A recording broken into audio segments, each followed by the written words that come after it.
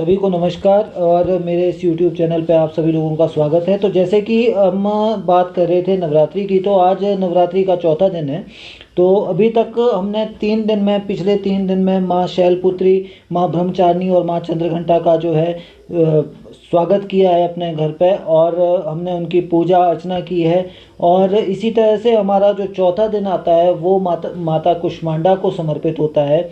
और हम अपने ये चौथे नवरात्रि में माता कुष्मांडा के बारे में जानेंगे कि माता कुष्मांडा है कौन, और किस तरह से जो है हम उनका पूजन कर सकते हैं, किस तरह से उनकी आराधना कर सकते हैं, और किस तरह से जो है उनको जो है अपने घर में बुलाकर उनका पूजन आराधना करके और उनसे जो है हम अपनी जितनी भी दुख दर्द या फिर जितने भी जो है क्लेश हैं घर के, वो किस तरह से समाप्त कर सकते हैं, किस तरह से उनका पूजन कर सकते हैं, और किस तरह से जो है स्वास्थ्य में, धन में, सब में समृद्धि प्राप्त कर सकते हैं।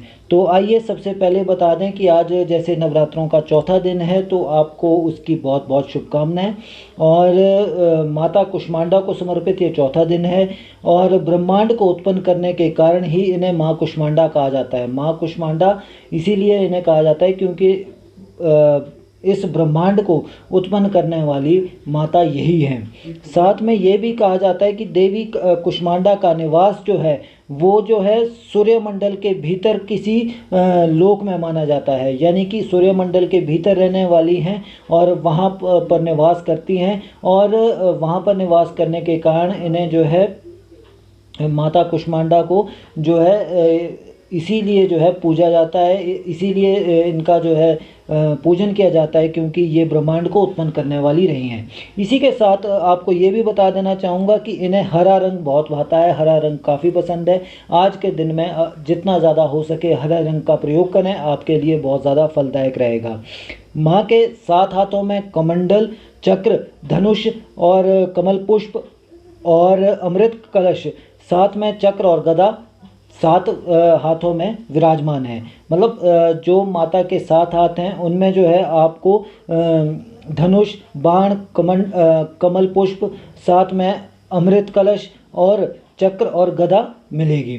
तो माता के जो है आप पूजा कर सकते हैं, माता की आराधना कर सकते हैं, और माता से जो है यही कह सकते हैं कि आपके लिए सुख संपन्नता और धान्य से आपका जीवन जो है समृद्ध हो पाए। और वहीं 8वें हाथ में जो है इनके जपमाला है, और माँ का वाहन जो है वो सिंह है।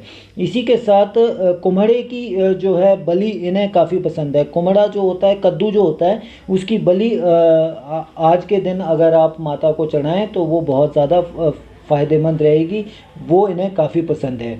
इसी के साथ ये भी बता देना चाहूँगा कि ये बहुत जल्दी ही प्रसन्न हो जाती हैं।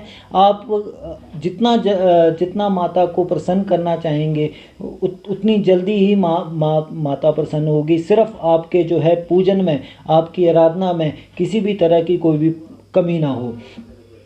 आप मन लगा के अपने मन से जो है माता का पूजन करें, माता की आराधना करें, और माता से जो है आप हर एक तरह से जो है जो माता से जो है अपने मन का हाल बयान कर सकते हैं, और माता से जो है हर एक तरह से अपने कार्य में समृद्धि और सुख संपन्नता का वरदान पा सकते हैं। इसी के साथ मैं ये बता देना चाहूँगा कि माँ की भक्ति में आप यश और बल के साथ साथ स्वास्थ्य भी आपका जो है बढ़िया आप मांग सकते हैं। बढ़िया स्वास्थ्य रहेगा, घर पे सुख संपन्नता रहेगी, और आय के नए स्रोत खुलेंगे, यश और कीर्ति आपकी जो है चारों तरफ रहेगी, और बल भी आपको मिलेगा। तो माता से आप यही प्रार्थना कर सकते हैं कि मुझे जो है बल दें, और जितने भी भय हैं वो उनका नाश करें हमारे इस जीवन से, और हमारे घर पर सुख संपन्नता का वास हो। इसी के साथ आपको ये भी बता देना चाहूँगा कि इसका एक मंत्र है। अगर आज के दिन आप उस मंत्र को कहते हैं, इस मंत्र के साथ माता की आराधना करते हैं, पूजा करते हैं, तो आपके लिए बहुत ज़्यादा फलदायक होगा। सुरा संपूर्ण कलशम सुरा संपूर्ण कलशम रुधिर राप्तुमेव च और दधानाम हस्तपद्याभ्याम कुष्मांडा शुभादास्तु में।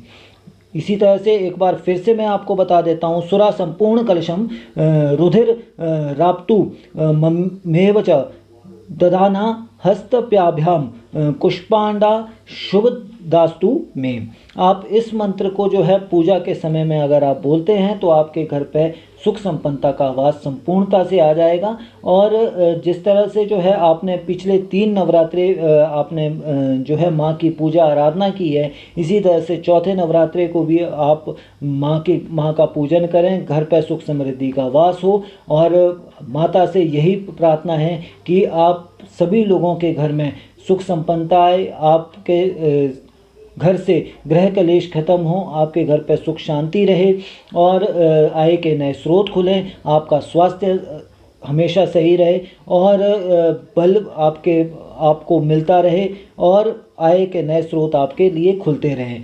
इसी तरह से जैसे हमने आज जो है चौथे जो माता का रूप है उसके बारे में जाना, तो कल हम 5वें रूप के बारे में आपको मैं बताऊंगा।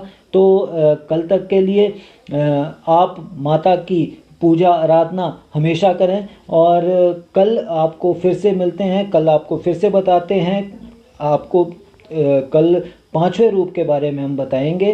तो आप माता की आराधना पूजा करें और सुख संपन्नता का वास आपके घर पर सदा रहे। इसी के साथ जय माता दी।